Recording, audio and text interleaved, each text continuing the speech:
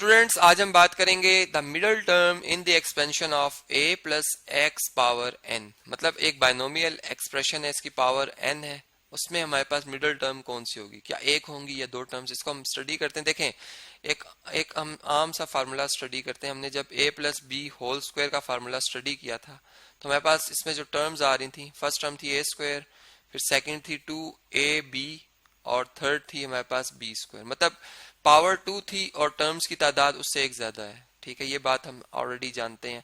इसी तरह अगर हमारे पास a प्लस बी पावर 3 होगी तो इसमें अब पावर 3 है लेकिन टर्म्स की तादाद इससे एक ज्यादा होगी, मतलब 4 होंगी। कौन कौन सी टर्म होगी? पहली टर्म होगी a स्क्वायर, a पावर 3, ठीक है। फिर होगी 3a b पावर मतलब 3a स्क्वायर b पावर 1 और फिर 3a b पावर 2 और फिर लास्ट में हमारे पास हो जाएगी b पावर 3। तो इस तरह से अब हम ये अगर इन दो फार्मूलास को स्टडी करें तो हमें बात समझ में आती है कि इस वाले इवन के केस में हमारे पास मिडिल टर्म जो है वो सेकंड आ रही है और ऑड के केस में हमारे पास दो मिडिल टर्म्स आ रही हैं, एक आ रही है सेकंड और एक आ रही है हमारे पास थर्ड।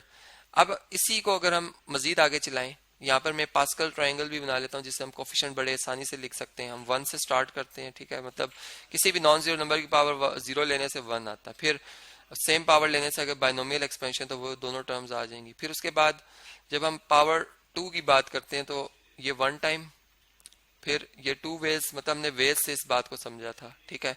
फिर यहाँ पर ये 1 वे ये बन गया, 2 वेज ये बनते थे और एक ये 3, फिर ये 3 वेज और ये 1। मतलब जो आपका फर्स्ट नंबर है वो 1 वे से विद मैक्सिमम पावर, जो दो बीच वाले टर्म्स आ रही हैं उनको हम 3 वेज में मतलब लिख सकते हैं। मतलब 3, जैसा अभी क्यूब की बात करें तो a स्क्वायर b को हम 3 दफा लिख सकते हैं और इसी तरह a b स्क्वायर को भी हम 3 दफा लिख सकते हैं। इसी तरह जब हम पावर 4 की बात करते हैं तो ये हमारे पास 4, यहाँ पर 4, यहाँ पर सॉरी ये 6 बनता है, ये बनेगा 3 + 3 6, ये बन जाएगा 4 और यहाँ पे हमारे पास आ जाएगा 1, ठीक है। तो पावर 4 के लिए भी ये हम बना सकते हैं formula, a plus B power 4 किसके इक्वल आएगा जी?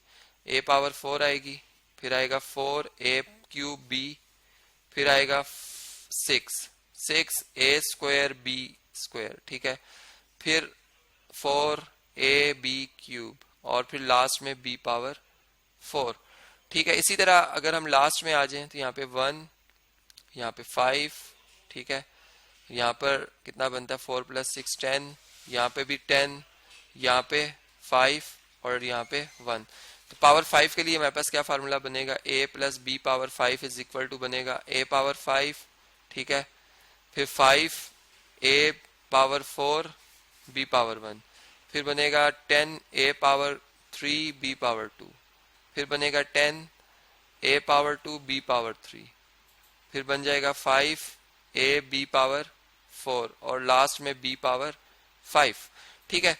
अब देखें, जब हम पावर 4 लेते हैं तो इसमें हमारे पास कितनी मिडल टर्म्स आती है? इसमें एक ही मिडल टर्म आ रही है। मतलब हमने एक बात स्टडी की है कि इवन के केस में एक आती है मिडल टर्म और ऑड के केस में अगर आप देखें तो यहाँ पर ये एक मिडल टर्म बनती है और एक ये बनती है, मतलब दो मिडल टर्म्स बनती हैं, ठीक है। तो फिर एक जनरल फार्मूला बन जाता है और वो फार्मूला हमने कैसे स्टडी करके बनाया? हमने इस तरह से स्टडी किया कि हमने देखा कि व्हेन जो हमारे एक्सपेंशन है, ठीक है, एक्सपेंशन है, एक्सपेंशन की पावर या उसका इंडेक्स जो है, व्हेन एक्सपेंशन हैविंग पावर, यूं हम लिख लेते हैं इवन नंबर, ठीक है, n, पावर n में बात कर रहा हूँ और n जो है हमारे पास व्हेन इवन होगा, ठीक है।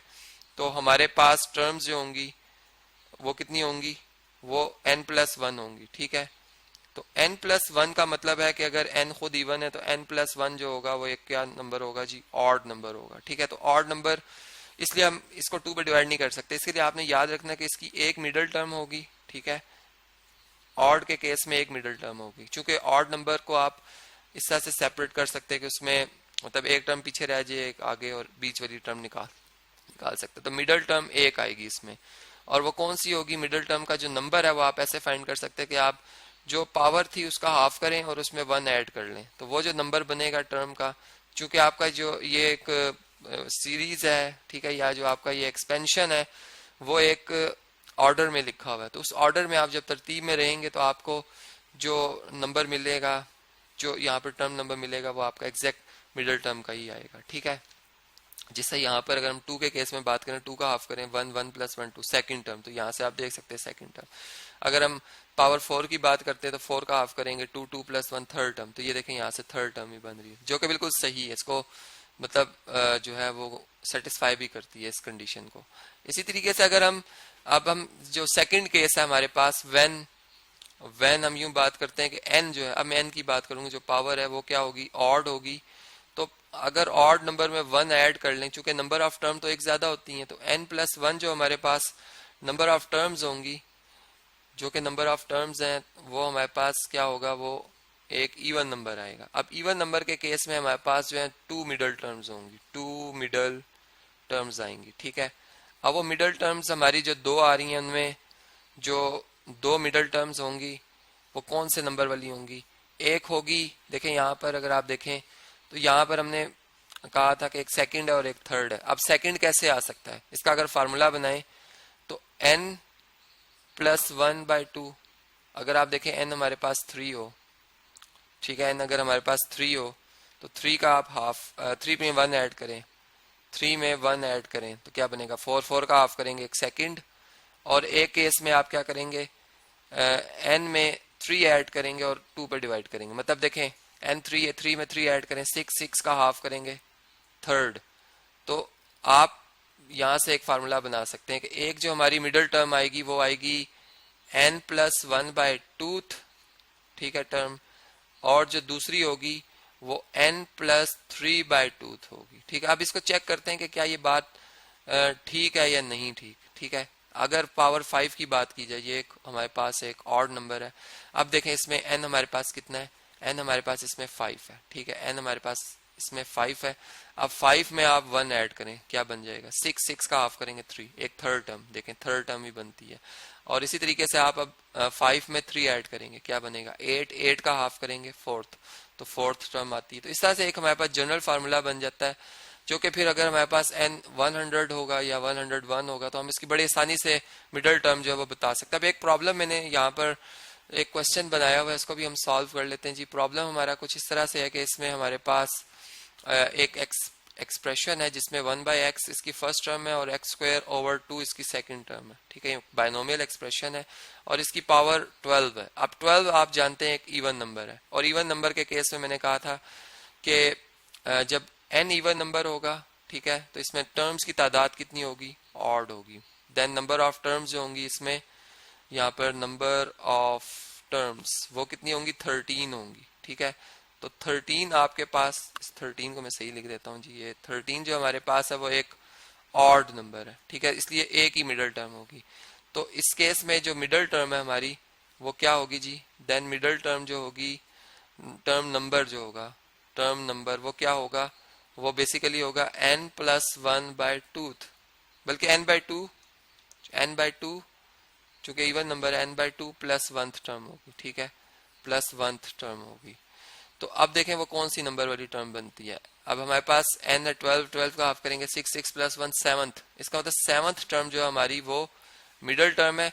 अब हमने जनरल टर्म फार्मूला पढ़ रखा है कि tr + 1 जो है वो इक्वल होता है ncr, ठीक है, a पावर n - r और b पावर r के इक्वल, ठीक है। ये हमारा जनरल टर्म फार्मूला जिससे पिछले लेक्चर में मैंने थॉरली समझाया हुआ है। अब अगर हमने 7 टर्म फाइंड करनी है तो मुझे r को क्या लिखना होगा, 6, 6 + 1 7 बनता है, ठीक है। तो r हमारे पास क्या आएगा, 6 आएगा, तो 7 टर्म के लिए। तो n हमारे पास क्या है जी, n हमारे पास 12 है, यहाँ पे 12 आएगा, r हमारे पास 6 आएगा, a हमारे पास फर्स्ट टर्म है जो कि 1/x है, ठीक है, a हमारे पास 1/x है, इसकी पावर हम कितनी ले लेंगे 6, क्योंकि 12 में से 6 माइनस करें 6 आता है, और b हमारे पास है नेगेटिव में x² / 2 और इसकी पावर भी हम कितनी ले लेंगे 6 लेंगे। अब इसको मैंने जब सॉल्व किया, मतलब 12c जो 6 होता है, इसको इसका फैक्टोरियल ओपन करेंगे, 12 फैक्टोरियल 6 फैक्टोरियल और 12 - 6 6 ही होता है, 6 फैक्टोरियल। फिर इसी तरह ये 1/x⁻6 हो जाएगी, यहाँ पर x⁻12 हो जाएगी, 2 6 से मल्टीप्लाई होकर 2⁻6 जो है वो हमारे पास कितनी होती है जी, ये हमारे पास 64 होती है। अब ये x⁻6 इससे कैंसिल होकर 6 रह जाएगी पावर, मतलब लॉ ऑफ एक्सपोनेंट यूज होगा, 12 में से 6 माइनस करेंगे 6। इस सारे एक्सप्रेशन को जब मैंने सॉल्व किया, इसे डिवाइड किया, तो मेरे पास आंसर आता है 231/16 और x⁻6, ये है मिडिल टर्म।